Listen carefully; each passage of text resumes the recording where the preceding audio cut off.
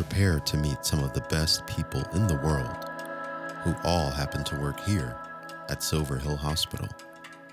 They have contributed to our historic culture and are the true definition of excellent work ethic. You are now clocked in.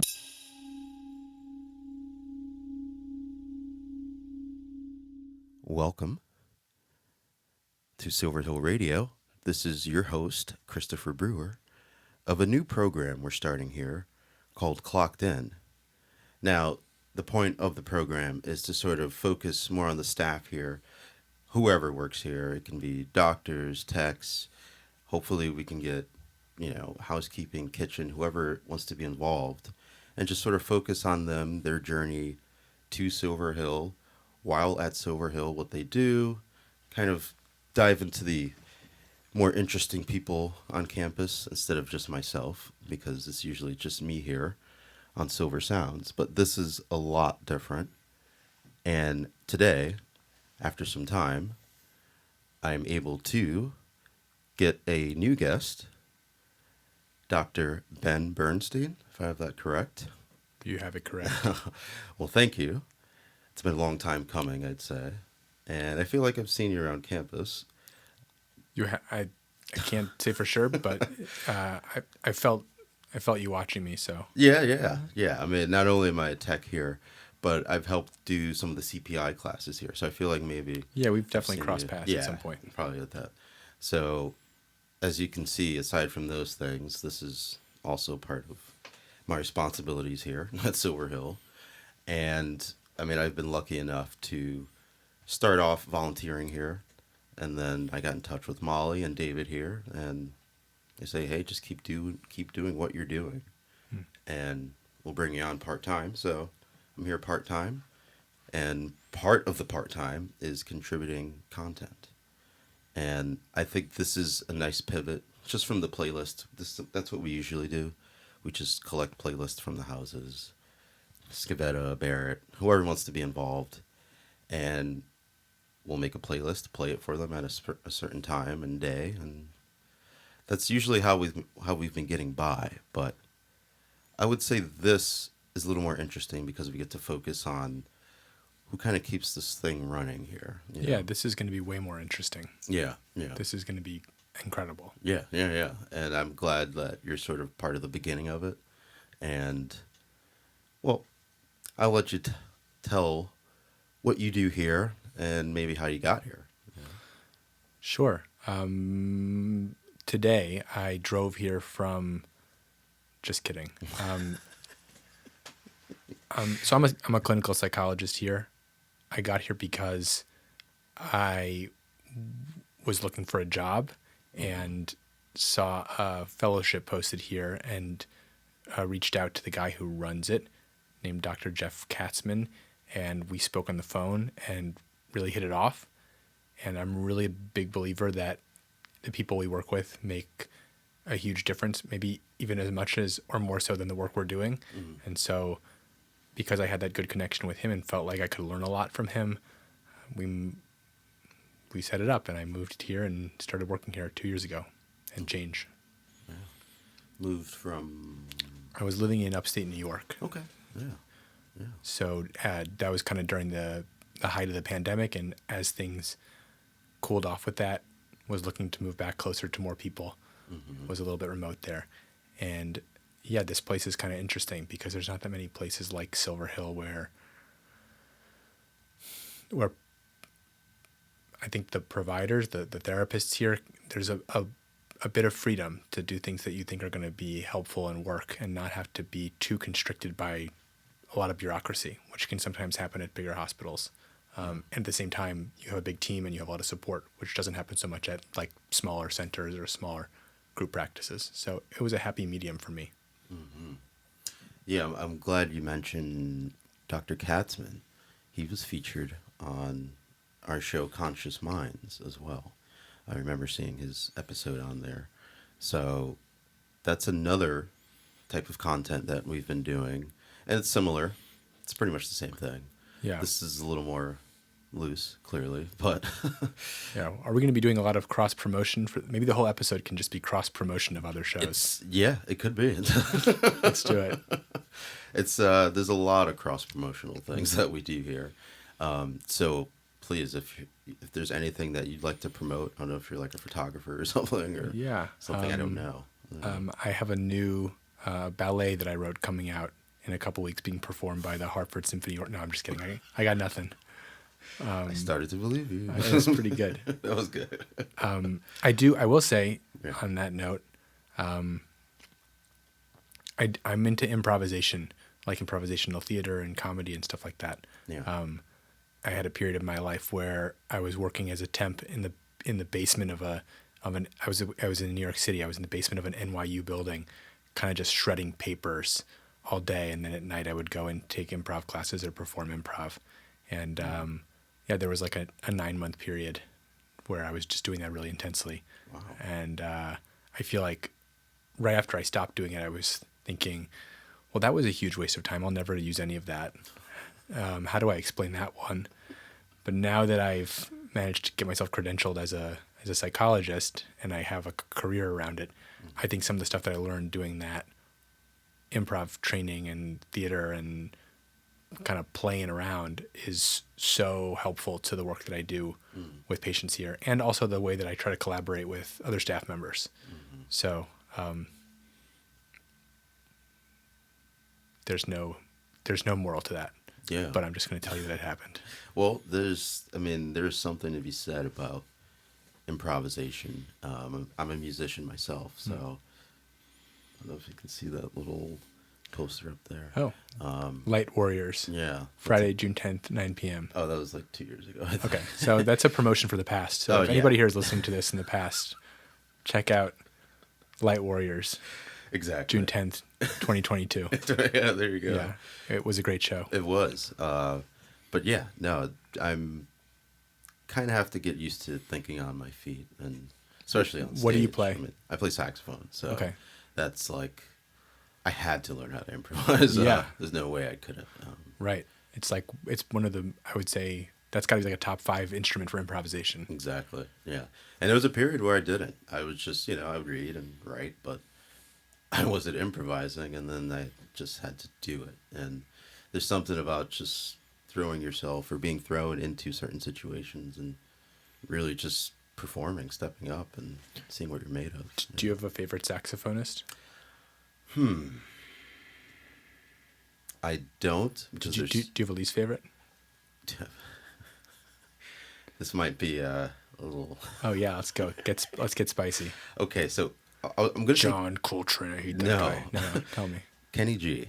And Okay. it's only because he got so commercialized, I want to say. He was overplayed at one point, and I remember this as a kid, like just hearing. Is there like a depth to Kenny G that like existed before he was over commercialized? There is. He's like a real musician. Oh yeah, absolutely, he's legit. Okay. I But just know him from the hair and yeah. There you go. He kind of got gimmicked, I feel like, and He gimmicked himself a little bit. yeah. But I mean, it helped. He's super successful, and but he does this thing. Maybe a circulatory breathing. I think. Now that you say it, it sounds familiar, but I don't know what it really means. So he's basically, while exhaling through his mouth and throat, he's also inhaling through his nose at the same time somehow.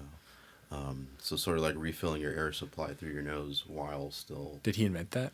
No, it's Okay. a technique Oh, that okay. I can't do, and a lot of people can't do. So Yeah. special people can do it, and he can do it. So technically, he can hold a single note on the saxophone for like 10 minutes straight if you wanted to. Because of the way he can keep supplying the air. Got it. Yeah. I was yeah. going to say air supply, which is kind of like the Kenny G of rock bands a little bit. There you go. I like how you just brought it all. Yeah, let's riff. Brought it all back. Well, no, what we could do, we can take a break, or we can just keep riffing. But I like. You're to the take host. I follow the leader here. Okay, so Let's take a break. We're actually making really good time, so we'll take a break, and then we'll come back with Okay. Dr. Ben Bernstein.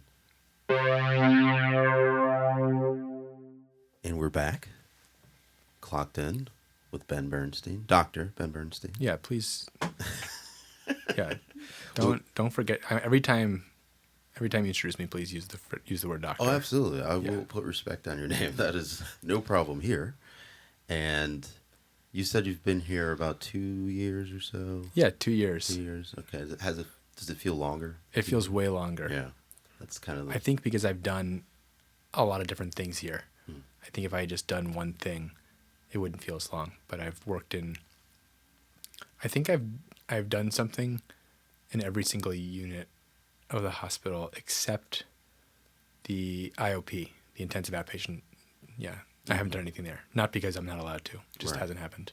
Right. I mean, I think I'm allowed to, but like so now I mostly work with the adolescent program, but I still run groups for the River House DBT program and the Stewart House program and Scavetta, which is substance focused, the Lodge. So and then if there's things that need stuff with inpatient, I'll be there. I supervise some of the trainees who are learning to become psychologists or who are most of the way to being psychologists. I'll supervise them, and that's what I do here. Yeah. And then I've done. There's like an open mic kind of thing that happens once a week called I think I've Creative heard of this. Expressions. Yeah. Yeah. So I've done stuff there. Nice. I told a joke once. I played a song. So I'm, jack of all trades. Yeah. Creative expression. I went once. It's a little outside of my schedule, but I went once. It was pretty cool. We'll move it. No. I think we should keep it where it is. I mean, I do want to be like, because we do have to have representation from Silver Hill Radio, and Totally. yeah, and I know that happens sometimes. Can you bring the sax? I could. It'll be really loud though. It will be No, it's fine. like really loud.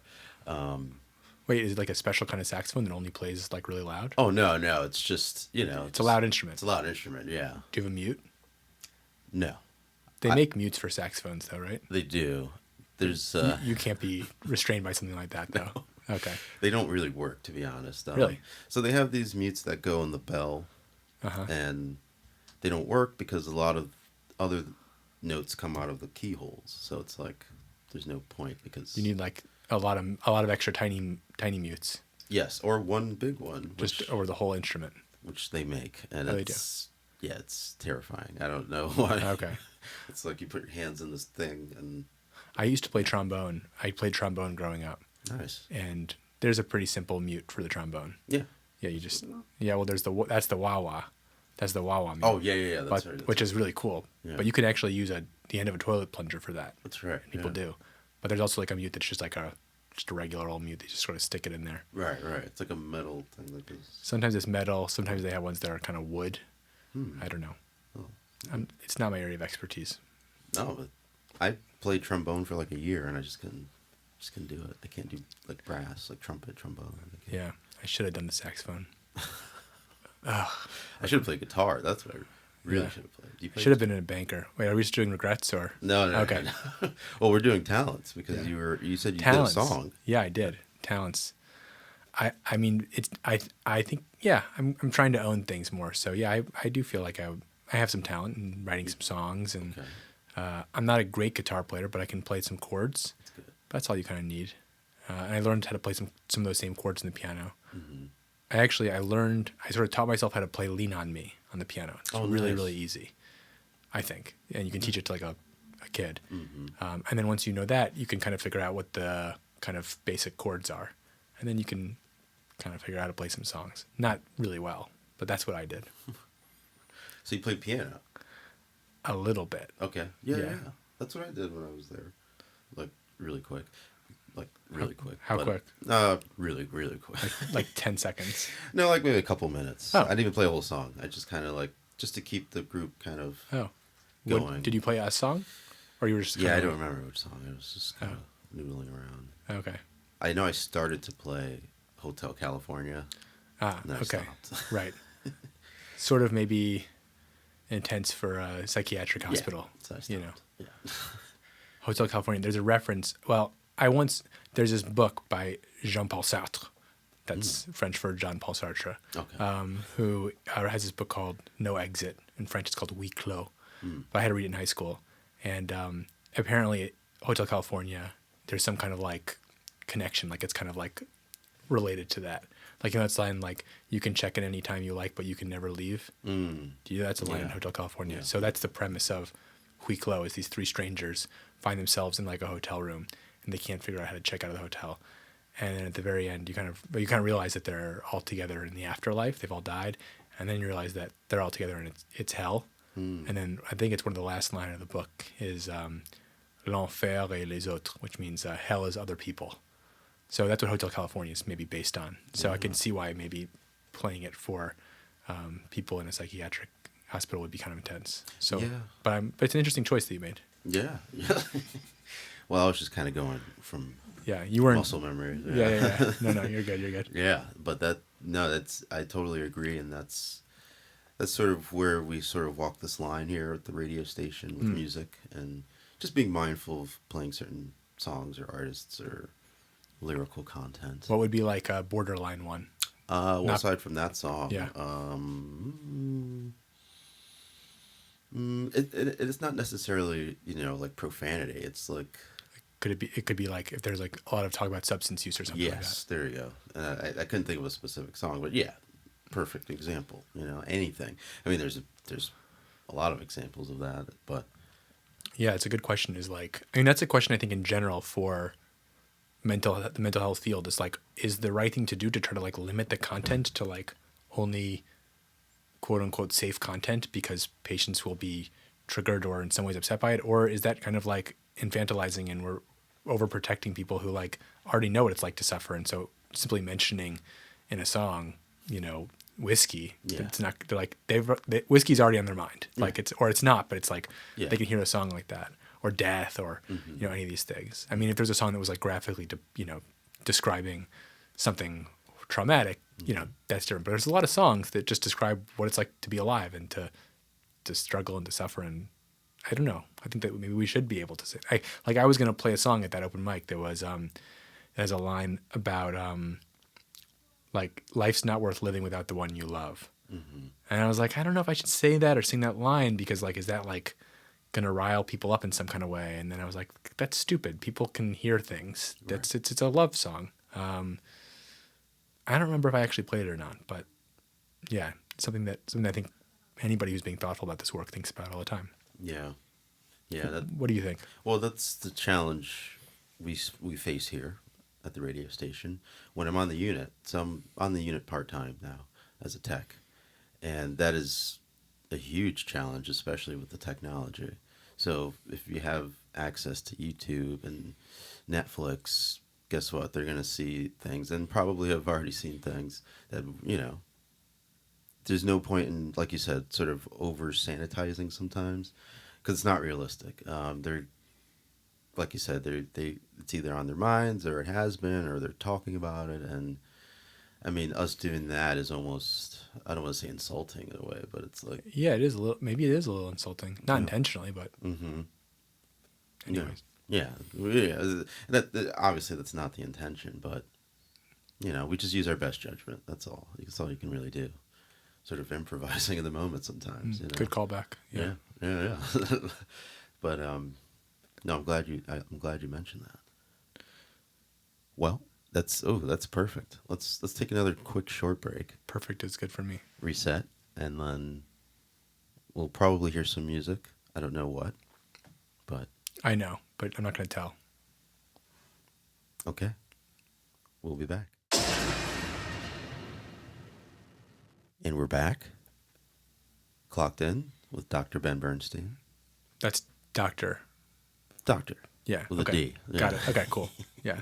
Just to be clear, I'm not a medical doctor, and usually I don't really go by doctor. I think all my patients call me Ben. Some insist on Dr. Bernstein, but I don't. I feel like if you can't like listen to a heartbeat, I know that nurses can do that too, but I can't do that. Like I can't do anything that doctors in medical hospitals can do. Right. So I just don't want to confuse anybody. Mm-hmm. Okay. Well, I guess we'll just We go could spend the next 10 minutes just talking about this, but let's not. about your name. Yeah. Well, now that we know your name, let's talk about some music. Yeah. So I was thinking, I had this idea in my head that I could kind of talk about the role that music's played for me in thinking about what I do as a therapist. Okay. I'm just going to try to do that. This isn't totally coherent, but I work with, I think, especially with teenagers, but also with some adults, where I think there's people who have a kind of common question, which is, who am I, and how do I fit in to this world? Like, there are people who have in lots of relationships that are full of conflict. There's a kind of other side of it with people who like can't really have deep relationships, and partly because they don't know who they are. And I have a patient I'm thinking of now who talks about that kind of problem. And music is one way that like I can help them to, or help both of us to kind of get to know who they are. And they'll bring in a playlist sometimes and tell me what lyrics they like and why they like them. And one thing that I've been thinking about a lot with this is that artists who take risks and alienate some people end up, I think, making a bigger impact on the people who like them and end up having like longer staying power. And artists who kind of like are like trying to please everybody, they might become more popular in the short term, but don't end up having that much of a cultural impact in any kind of meaningful way. And I think, you know, and this is the thesis that probably can be disproven really easily, but this is what I've been thinking about lately. What do you want to use some examples, or do you know what I'm saying? What do you think? Well, I mean, I don't know if I have an example. I was trying to think of an example, maybe like a Justin Timberlake. I don't know. What is he an example of? Well, I mean, I've always known him from NSYNC. That's how most people know him from Sure. NSYNC. And maybe even further back, the Mickey Mouse Club, where he was just a part of a group of talented kids. Right. Then when he broke off and sort of went solo, I wouldn't say he alienated people, but I mean, I would say it was a little scary. It was a little different. I didn't know how to accept it.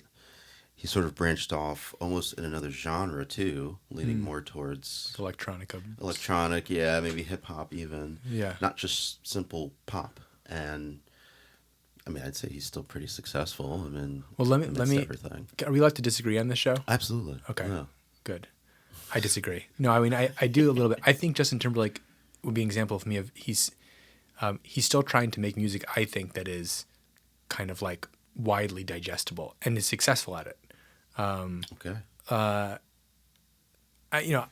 guess he sings still in a pretty normal way. Like, yeah, he has a falsetto, but he's not really singing in a way that's so unrecognizable or weird. The music he's doing sounds, he was getting his beats right from Timbaland. Yeah, for a while. Timbaland was already working with Missy Elliott. We already know Timbaland's beats. They're good, but I'm saying it wasn't like he shifted anything there. And so, if you ask me today, did any Justin Timberlake songs change my life? I would say no, even though I've danced them before and I liked them. Sure.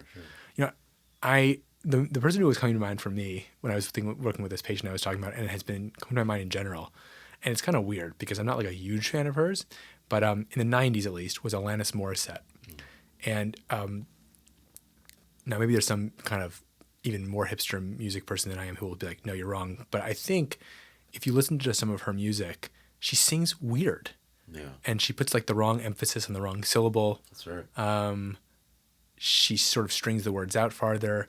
She musically, it's not so wildly different than other kind of 90s pop, but her singing style is.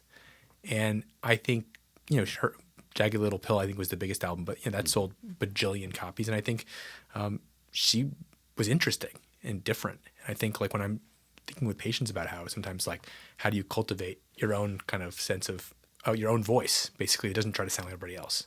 And the contrast that I'd say would be, and Justin Timberlake isn't, I don't mean to drag on him, but it would be like American Idol.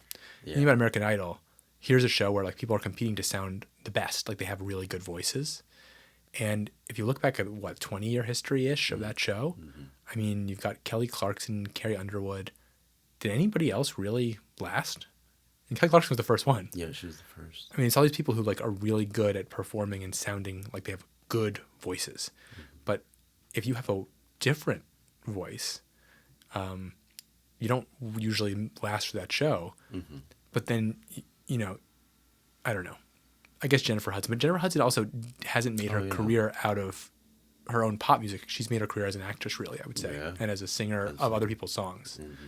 Can I give two more quick examples of this phenomenon, and then you can tell me why I'm wrong? Which, let's turn this into a really good argument. Let's turn this into a battle show, like sports radio or something. Your team sucks. No, we're not gonna do that. But one of them, I would say, again, I'm not even a fan of this band at all, really. But I used to be a little bit. Dave Matthews Band is interesting to me. I know they're like, you know, whatever. People have beef with them. I think they're great. Dave Matthews sings weird. He has a saxophonist in his band. Yes, I love He had a violinist in his band. Yeah, that's right. Yeah. Did they both die or one of them died? The saxophone player died. Boyd Tinsley? I think it's Clarence Clemens. Clarence Clemens. Okay. Yeah. Boyd Tinsley, the violin guy. And now his nephew, I think, is playing. Okay. Now. Yeah. But he had just weird, random instruments. He sings, like Dave Matthews sings weird. Oh, yeah. You know, and he could have been, you know, like crash into me. It's like he's doing a weird thing. He kind of talks like Adam Sandler or something like that. And like I think people like that distinctiveness. And some people like hate Dave Matthews Band. Oh, yeah. It's polarizing in some ways. But like that to me is interesting when musicians do that and when people do that, like when writers do that, when anybody creative does that. I think when people live their lives in ways like that, you know, you're not going to be everybody's cup of tea, but then you get to actually find out who you are and who likes you for who you are. And so I've just been thinking about that in terms of music. Yeah, a lot lately. Like kind of how I really like music. You know, last example of this would be like I think Bob Dylan's kind of an example of this. Oh, yeah. You know, Bob Dylan, that he started singing folk music so weird. You had all these other folk music singers in the 60s trying to sound beautiful. Mm-hmm. And his voice is like, you know, people make fun of it. Mm-hmm. But again, it's like so distinct. Yeah. He didn't try to sound exactly like the other people there. So I've been marinating on that idea. So maybe one of the songs we'll play in one of the breaks will be from one of those groups. Well, I think we have a few Dylan and a few Morissette. So I think we're all set. Okay, but do we have a mix of both of them together? That's the question. We can do that. Yeah. Can we really? Get it? Yeah. You could really like combine the songs. Oh no, like I don't. Girl talk. Okay. No, we don't. No. Well, maybe with enough time we can figure that out. Okay. That'll be a whole new show. Cool. All right. Let's take another quick pause and maybe play one of those songs. Sounds good. All right. And we're back, clocked in with Dr. Ben Bernstein. C'est moi. That's you, yeah. And first, I want to say thank you for even being here and showing up and doing this for us. It's a low bar, but you're welcome. Well, I tried to show the attitude of gratitude. I did not make that up. Someone else did. But for whoever happens to come here and record and swing by, just thank you. Well, just you're welcome. Yeah, you're contributing to this whole thing. And we were having that conversation earlier about playlists and kind of diving into certain lyrics and feelings, and that's something I'm actively studying now. So at Southern Connecticut State University, they now have a music therapy program. It's new, maybe like a year or so old. So Are you one of the first students in it? Well, maybe I'll be one of the first in the class, first graduating. Wow. Maybe. Okay. We'll see. But it's interesting, and it's combining basically psychology and music, the tougher music performance-based and theory-based things with the tougher psychology things. So, you know, abnormal psychology. Why tougher? To me it is. Oh, when you say tough, you mean, what do you mean tough? So, for example, brain and behavior. So I took brain and behavior. Like the classes are are like challenging classes? They are. Okay. And I took them during the summer. And outside? Online. Okay. And I don't know if that was a good thing or a bad thing, because, I mean, you can go in depth about any of those units in one of those books for a whole semester.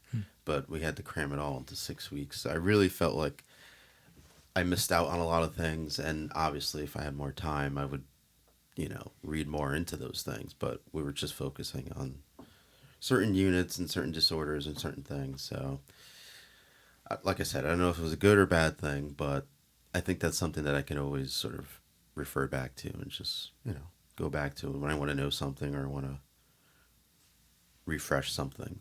But the improvisation part we were talking about, that is one of the 4 like foundations of music therapy and improvisation. What are the other 3? There's recreative therapy. Okay. There is compositional therapy. And what did I say? Improvisational, compositional, recreative, and receptive. Hmm. And receptive is more so just kind of, you know, You play music for people, they listen to it. and They they they listen. receive the music. Exactly. And then improvisational is what? That's kind of more like active. So it's just I sort of, pass out some instruments and we kind there you go. of make some music together. yeah, yeah, just whatever, however you feel. Recreative? Yeah, recreative. Recreative is that we all play a specific song together. There you go. It's Yeah, like we're all going to play Row Row Your Boat or something. exactly. Or Sexy Back. yeah, yeah. Yeah, okay. Just randomly On, choose yeah, one. on acoustic. Yeah, on acoustic Okay. guitar. Okay. And then Compositional. compositional is we're all going to write a song together, but not improvise it. We're going to write one together. Exactly. Yeah, that's Nice. exactly it. And obviously within those, there's different goals and things to get out of it. It's great. Yeah. I love it. They're all kind of improvisational in a sense. I mean, they're all going to require. You can't plan out what people are going to do in the compositional one. Exactly. Like it's Yeah. got structure, but it's still going to be birthed spontaneously there. Exactly. Yeah. Yeah. There's a field of psychotherapy, psychology. I'm not sure how you want to call it, called psychodrama. Okay. And sort of developed alongside psychoanalysis. This guy, J.L. Moreno, was, I believe, from Vienna, 19 teens, 20s. I'm probably getting some of these details wrong, but you can fix it in post. But he had this idea that really the most important thing for people to develop was spontaneity. Like that was the point. There's two points. One is to repair social relationships that had been damaged either in the past or in the present. And kind of two, and relatedly, was all about spontaneity. And so like what we're helping people to develop is not to feel so overly controlled and not to be stuck in patterns, but to be able to be spontaneous in ways that, you know, lead to connection with other people. So I think it's really cool, that the music therapy thing. I want to learn more about it. Oh yeah. Well, So- hope they can bring it here. You know, that's the goal. Yeah, I believe you will. Oh, thank you. We have a wonderful music therapist here. I've yet to meet him because I work nights, so it's kind of unfortunate. But I'm going to force myself to meet him one day and really, you know, ask some questions, pick his brain, and Take his job. no, Just kidding. I don't think they'll let me. Not yet, not yet. Are you working a night shift tonight? No, I'll be back next week for that. Okay. Luckily, I'm part time with that now, so it's 2 nights a week, so I can just sort of space them out Cool. and fit in studying and this, Right. which is a lot of fun. Which is really your raison d'etre. We're doing a lot of French today. Or You are. I am. You are. Yeah. You're bringing me back. I Did you take French? I did. Yeah. This radio show is actually sponsored by France. The country, just kidding. The country sponsor. That'd be great. France, they had some extra money to spend and Oh, they gave it to us. yeah. That's not true. Let's hope not. well, let's France hope is so. actually they're in crisis economically, so they Right. won't- Are they? They might be. They had some elections recently. Right. Man, maybe there's some civil unrest. I think. I Yeah, don't know. I almost thought about bringing in a French song for a playlist, but I couldn't. Oh, I like some French. There's some good French music out there. Edith Piaf, right? Edith Piaf. Oh, we Yeah. had someone request that a while ago. Oh wow. Yeah.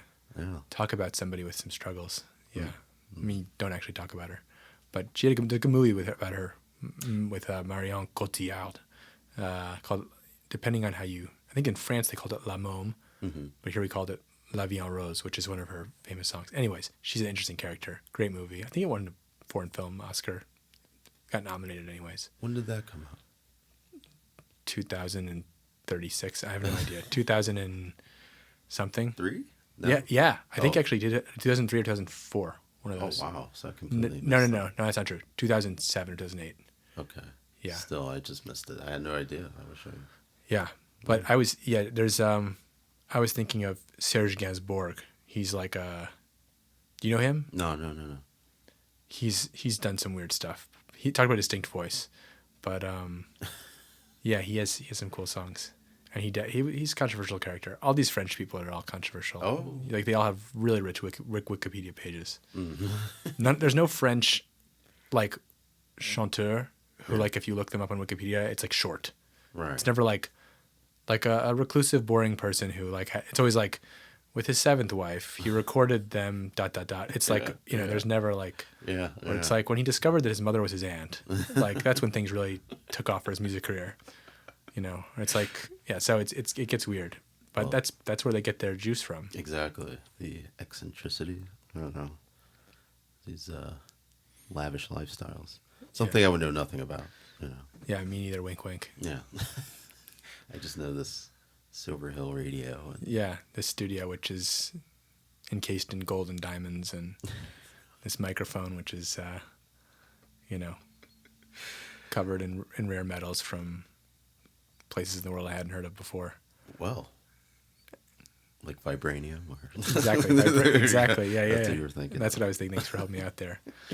Yeah. You're welcome. Yeah. It pairs well with the caviar that you brought today. Oh wow. Well, it's gone. There is no caviar. Yeah, not anymore. We ate that up real quick. Oh yeah. I Oh was hungry. yeah. Wash it down with water because I don't eat caviar. Yeah, I me don't. neither. No. Not after what we just did. No, Yeah. no. Well, you thanked me, but I'm going to thank you. Oh, thank you for thanking me. No, thank you for, like I said, for showing up, for doing this, for being a part of this whole experience. And I know there's going to be ways we can do this again, Great. either on this show, another show. a We can. different show. I'll do this. We can do this. We can do this whenever you want. Well, that's not true. No. But we can do this. We can do this again. Whenever you. Whenever both of us can find a time to do it. Is Exactly. when we can do it. And yeah, you keep bringing the Lux food items, and I'll keep showing up. Yeah, that's what we do here, you know. I can learn more about music therapy, Yeah. and I can learn about psychodrama. exactly. And I can tell you other artists who I don't even like that much, but who I think are like good models for psychological health. Sort of. Is Alanis Morissette? Debatable. Yeah. She's really into internal family systems therapy. It's a modality. She wrote the intro to this. The guy who just put out a book. She wrote the intro to it. I don't know. Yeah. This is trivia. If you're ever at trivia night, they say, who wrote the intro to Dick Schwartz's book? I think it's called No Hard Feelings, No Bad Feelings. No Bad Parts. If they ask you that at trivia, Okay. you just have to say Alanis Morissette. Okay. So, yeah, no problem. So now I found a trivia coach too. So Exactly. I've been looking into that. Have you? Oh yeah, I Good. like trivia. I'm pretty. Okay. You know, I know random stuff, so it's it helps sometimes. Which country gave the United States the Eiffel Tower? Oh, France. Okay, that was easy, but I just wanted to connect it to our France discussion earlier. And, Yeah. as I said, they are sponsoring the show, but not really. Not really. Not Yeah. really. That'd be nice. That means we could have gone to the Olympics or something. Yeah. I know. Yeah. Instead, we went to the local roller derby. But Or we just clocked in. Look at that. See, we clocked in. We're here. well done. Thank you. All right. Thank you, Dr. Bernstein. Thank you, sir.